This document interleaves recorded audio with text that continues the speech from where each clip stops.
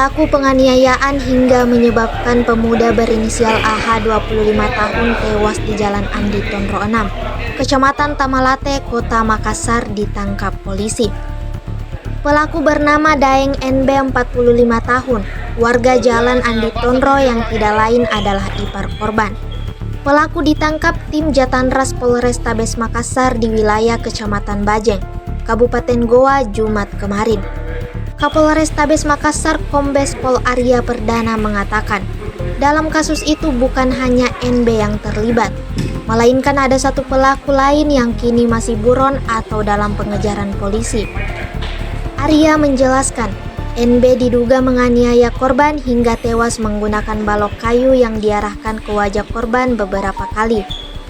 Informasi yang diperoleh, peristiwa itu bermula saat korban AH dalam pengaruh minuman keras miras terlibat cekcok dengan ayah kandungnya RA 50 tahun. Pada Kamis 24 April 2025 malam, NB yang merupakan menantu RA sekaligus kakak ipar korban AH pun turun tangan. Saat pelaku mencoba melerai, korban AH tidak terima hingga memukul kakak iparnya NB lalu mencekiknya. NB yang tidak terima dipukul lalu dicekik, pun naik pitam dan mengambil potongan balok. Ia lalu memukuli sang wajah adik iparnya AH hingga tak sadarkan diri dan dinyatakan meninggal dunia. Atas perbuatannya, NB telah ditetapkan tersangka dan dijerat pasal 338 KUHP, pasal 170 KUHP dan pasal 351 ayat 3 tentang penganiayaan secara bersama-sama hingga menyebabkan kematian.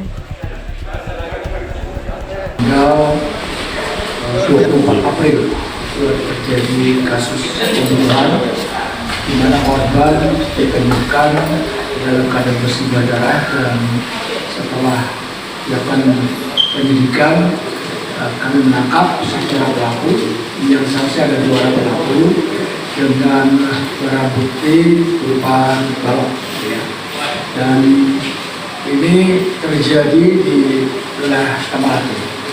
Kalau singkatnya, jadi korban pada saat itu sedang berserta dengan orang tuanya, lalu ada menantu dari orang tua yang membantu, dan akhirnya mereka berkelahi dan dikeroyok si korban ini. Dikeroyok, dipukulkan dengan balok ini juga ada beberapa kali penganiayaan sehingga korban meninggal dunia.